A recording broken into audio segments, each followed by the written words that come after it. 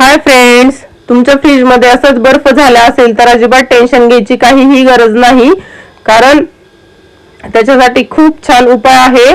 फक्त त्याच्या साइडचं जे बटन आहे ते सेंटरला मध्ये दाबून ठेवायचं, थोडंसं आतमध्ये बटन जातं ते आणि काही तासामध्येच पूर्ण बर्फ वितळायला सुरुवात होते।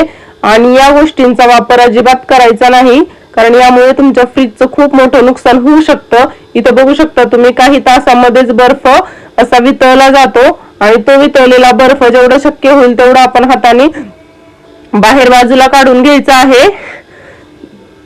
कितीही तुम्ही उन्हाळा, पावसाळा, हिवाळा याच्याप्रमाणे फ्रीज सेट केलेला असेल, समर, विंटर, मान्सून या सीझन प्रमाणे, तरीही वातावरणात होत असलेल्या बदलामुळे बर्फ हा होत असतो। त्याच्यामुळे फक्त ते बटन दाबून ठेवायचं आणि काही तासातच पूर्ण बर्फ वितळला जातो। इथं बघू शकता तुम्ही। चला, बाय बाय।